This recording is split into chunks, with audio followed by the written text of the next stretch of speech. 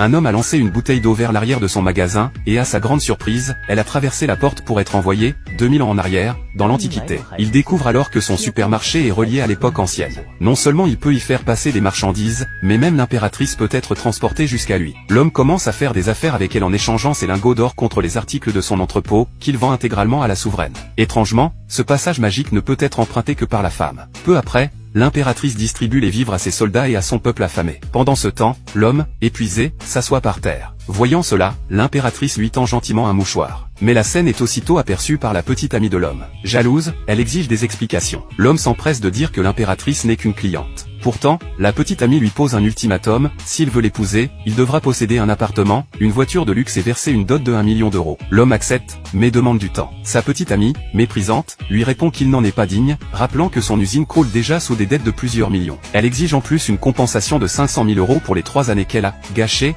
avec lui. L'homme est abasourdi. Il réalise qu'il a tout donné pour elle, mais qu'elle ne l'aimait que pour son argent. Révolté, il lui demande de partir sur le champ. La petite amie, furieuse, court alors prévenir l'impératrice pour qu'elle se méfie de lui. Mais celle-ci reste indifférente à ses accusations et lui demande simplement s'il reste encore des nouilles. L'homme répond qu'il en a en abondance. L'impératrice, touchée, lui serre la main avec reconnaissance. À ce moment-là, il sent sa chaleur, elle est vraiment humaine. L'impératrice lui explique alors que son peuple lutte depuis 9 ans contre des envahisseurs, et qu'il ne reste plus aucune réserve de nourriture. L'homme découvre que leur défaite est imminente et que l'impératrice mourra bientôt sur le champ de bataille. Ému, il lui promet de tout faire pour empêcher cette tragédie et soutenir son peuple. Il se rend ensuite à son usine et propose une collaboration. Le patron se moque de lui, convaincu qu'il n'a pas un sou. Mais l'homme pose sur la table une avance de 1 million d'euros et exige la livraison immédiate de 50 tonnes de riz, de farine et d'huile. Sous le choc, le patron accepte. Parallèlement, l'homme réserve des centaines de repas à l'hôtel, exigeant qu'on lui livre 100 tables chaque jour. Le directeur est ravi et va personnellement lui préparer son dîner. Mais voilà que la petite amie réapparaît. Persuadée qu'il la suit pour la reconquérir, elle le ridiculise, assurant qu'il n'a pas les moyens de payer quoi que ce soit. L'homme, calme, dit simplement qu'il est là pour dîner. C'est alors que le directeur lui apporte une bouteille de vin précieux. Choquée, la petite amie et sa mère s'assoient à sa table et lui demandent de leur servir à boire,